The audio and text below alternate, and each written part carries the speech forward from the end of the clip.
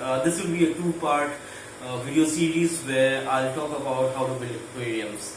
I usually get a lot of inquiries regarding the kind of glass to be used, the steps involved, what kind of silicone should you get and stuff like that. So I thought it's time I collate everything that I know about building aquariums. Start from the basic, of course, and I'm going to give you a two-part series where in the first part I'll be talking about the various things we need for the aquarium, glasses, silicone, the types of materials available, the other options that are there but I generally do not use, which you might find convenient, and just talk about these things in detail. And in the second part I'll go ahead and actually talk about glasses in more details and show you how to build the aquarium. Okay, so I really hope you like the video. I'll be sitting down with the list of things we need right now, and go through the entire video, and I really hope this will help you with your own aquariums. So this is the list of things we need to build our first aquarium. These are the things that I use personally, and these are the basic requirements. There are things which are not listed here, which we might use to make our work a lot more professional, but these are the basics. Like, we would need these. To start off with, it's glass, definitely. That's the basic. That's what the aquarium will be built off. So, but I will talk about glass and how to measure them, the various thicknesses and stuff like that in the next video of the series. So, for now, I'll not talk about the glass, but definitely we need that. After glass, I would say the most important thing would be thermocol. That's the base of the aquarium. You need to build the aquarium on something solid, but at the same time which can take up a lot of shock or weight. So an aquarium, the weight of the glass is heavy, but when we actually pour water on it or fill it up with water, it becomes a lot heavier. So we need something which is really sturdy. Thermocol sheets do come in various thicknesses.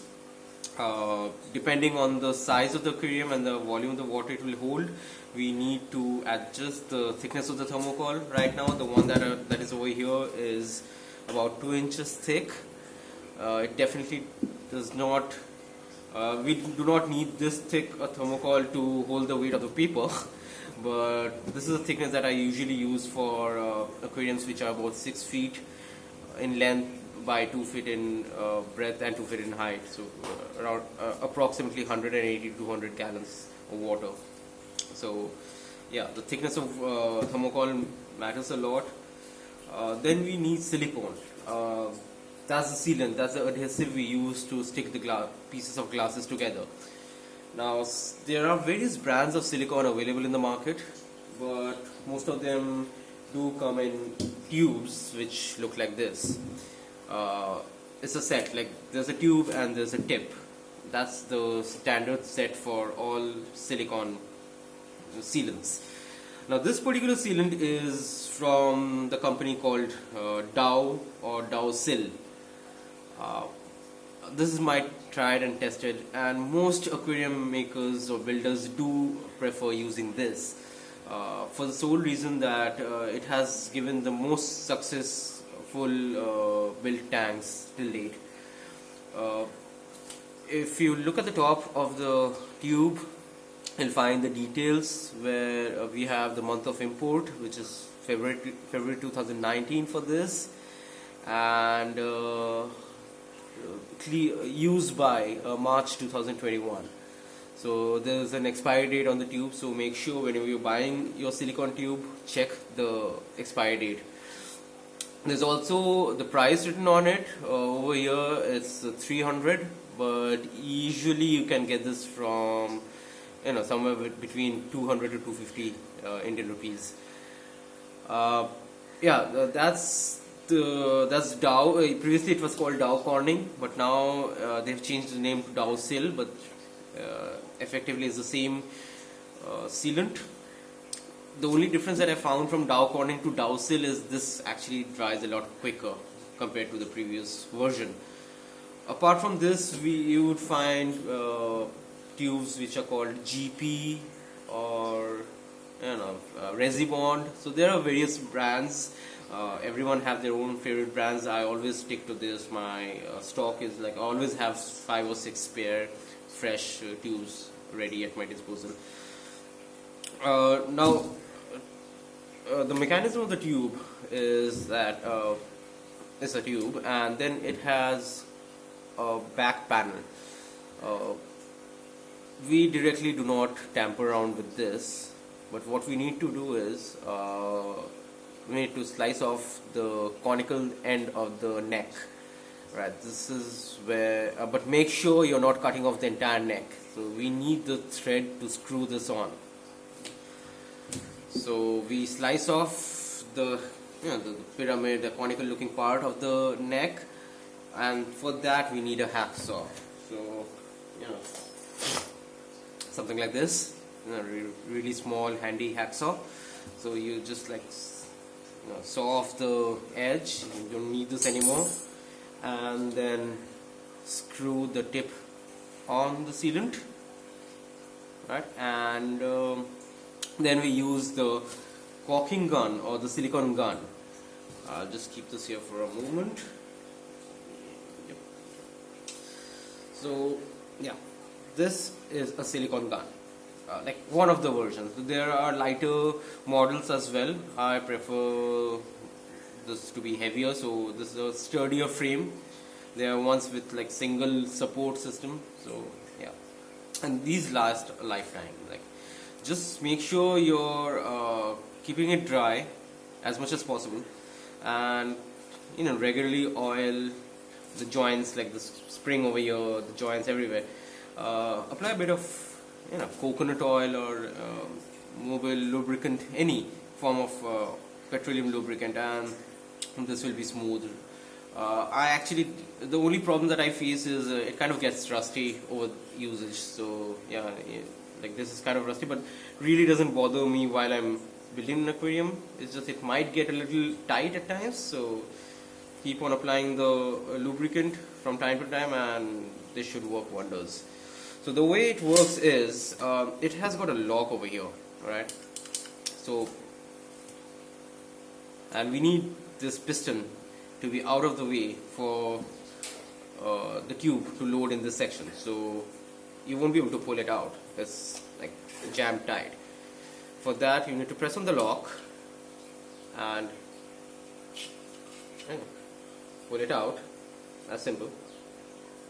Then take the silicone, make sure the tip end goes through this section, place it in, and keep on pressing the trigger until it hits that back panel of the tube, and that's it. Your gun's ready to use.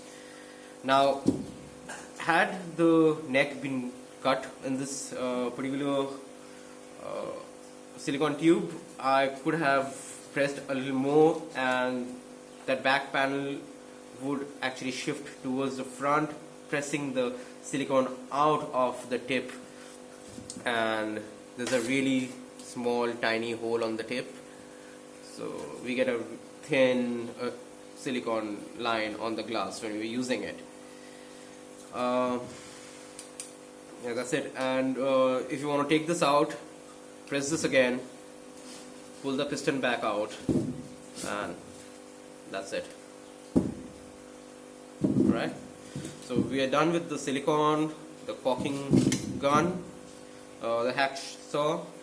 Now the measuring tape. Well, there are again various types of measuring tapes available, but personally what I have experienced through the years that I've been building aquariums, that most glass shops use this particular tape, this kind of tape, not this particular brand or anything, but the tapes which are retractable and made of metal of some sort, like tin or something.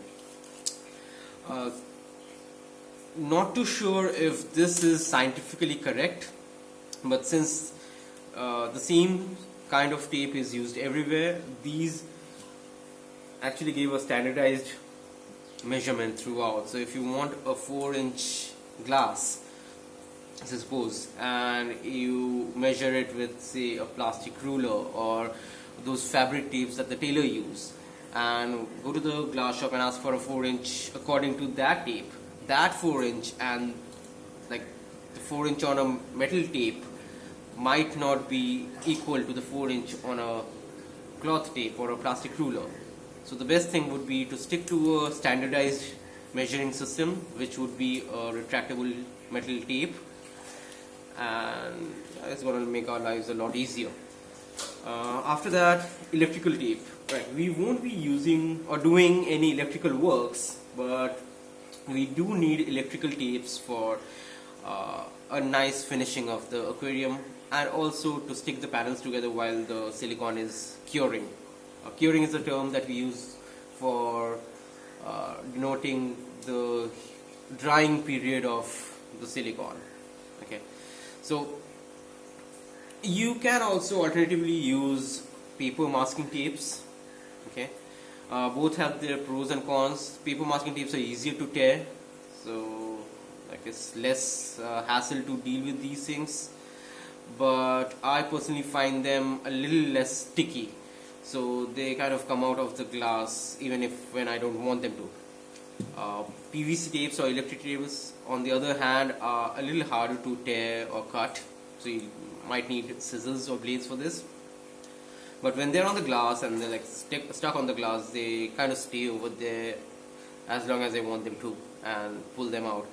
And also when I'm pulling them out, they come out, like they won't break off in between. The entire section will come off, but with paper masking tapes, it might just get like a tear from somewhere halfway through, and then it might be a little messy. So yeah, definitely I'll personally go for PVC tapes, but you know, you can go for this or painter's tape, whatever. We need some old newspapers. There's nothing fancy about these, just to clean our hands. That's actually it might not sound much, but it is one of the most important parts or aspects of building an aquarium. You need to make sure that your fingers are clean, right? You're going to touch the glass, you're going to touch the silicone. You don't want silicone smearing all over the glass, right? So you apply the silicone at a section, clean your hands thoroughly, or the tip of the gun, whatever, and then go ahead and touch another piece of glass. So make sure you have old newspapers, rags, piece of cloth, tissue papers, anything that you can wipe your hands on with, readily available, right? You don't want to run around looking for something to wipe your hands on while halfway through building a tank where the silicone is kind of drying up really quick, right? So a must. And then an old razor blade, to cut PVC pipes, and the finishing of the aquarium in the end, like a normal blade like we use for shaving. Yeah, so that was a list of the things we need to start off with building our own aquarium. In the next section, I'm going to show you or tell you in details about the glasses, the measurements, the kind of thickness that we use, the kind of glass that we going to use, and stuff like that, and also show you how to actually build the aquarium. I really hope this video was informative enough for you. Please subscribe to my channel, like, share, and please do give me a feedback. Just leave a comment down there, good, bad, ugly, just let me. This will help me to grow as a YouTuber, and also help me to get more tutorials and the way I deal with my fishes and my hobby to you. And please check out the second part of the series. Right? Until then, signing off.